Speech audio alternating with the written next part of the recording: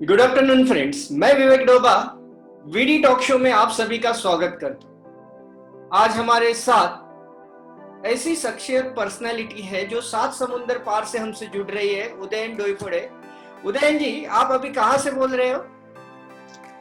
Good afternoon sir. मैं अभी फिलहाल स्टॉकहोम स्वीडन से हूँ। वाह। तो स्वीडन में अभी परिस्थिति कैसे है? सर फिलहाल तो यहाँ पे ये नॉर्थ एक स्कैंडिनेविया रीजन है, तो यहाँ पे सर कभी रात ही नहीं हो रही। As it has been a summer, so हमेशा दिन रहता है। मैं जब भी किसी कांटेक्ट करूँ तो उसे हमेशा गुड आफ्टरनून या गुड मॉर्निंग ही कहना पड़ता है। और यहाँ पे सर अभी फिलहाल ठंडी शुरू होने वाली है। वाह, यानी आप अभी ठंडी एंजॉय करने वाले हो? Yes sir. तो आपको पता है वीडी टॉक शो में हम ऐसी पर्सनालिटी से मिलाते हैं जिन्होंने साधारण से असाधारण सफलता प्राप्त की है। ऐसे हमारे आज उदयन जी हमारे साथ जुड़े हैं। तो उदयन, आप मुझे आपकी लाइफ जर्नी के बारे में बताइए। सर सबसे पहले तो मैं एक नॉर्मल सी सिटी से आता हूँ, अमरावती महाराष्ट्र से।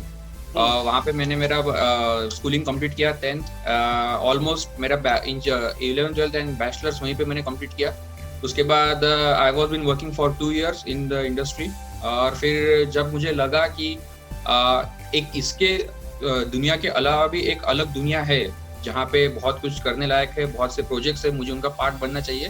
तो 2018 में फिर मैंने मास्टर्स के लिए जाने की डिसीजन लिया। And now I'm here pursuing my masters in Stockholm KTH University. Great. और मुझे यहाँ अभी जानना है कि यहाँ की पढ़ाई और वहाँ की पढ़ाई में क्या डिफरेंस है, सिमिलर है कि क्या चेंजेस आप पाते हो वहाँ पे? Sir talking with respect to the comparison in studies, approach sir बहुत सेम है। सिर्फ यहाँ पे है कि इनका अप्रोच प्रैक्टिकल है।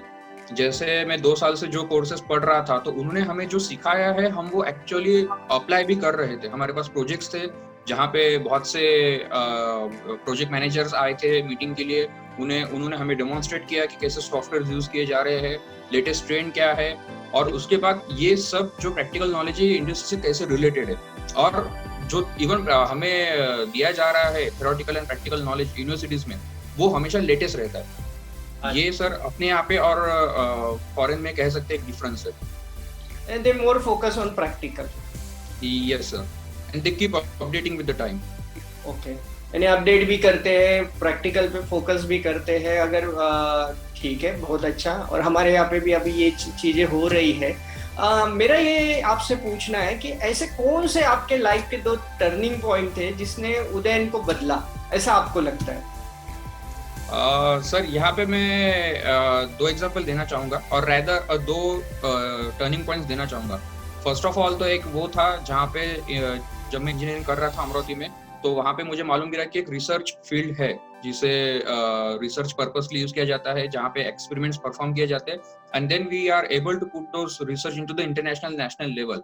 वहाँ पे मुझे बहुत कुछ सीखने को मिला, और सर वहाँ से मुझे इग्नाइट हुआ कि एक है जगह जो मुझे एक्सप्लोर करनी है with respect to the career. और सेकंड सर टर्निंग पॉइंट था, of course it was with your one of the training program ignite the genius करके, जो मैंने अटेंड किया था। वहाँ पे सर मुझे सबसे इम्पोर्टेंट पर्सनैलिटी डेवलपमेंट और सेल्फ पावर, सेल्फ एनकरेजमेंट के बारे में पता चला, और कैसे एक साधी एक just a single medium of communication तो कितना बदलाव ला सकता है अपने आजू बाजू में, वो मुझे वहाँ पे सीखने को मिला। और वहाँ से सर मैं कहूँगा कि मेरी पर्सनैलिटी भी शेप हुई है।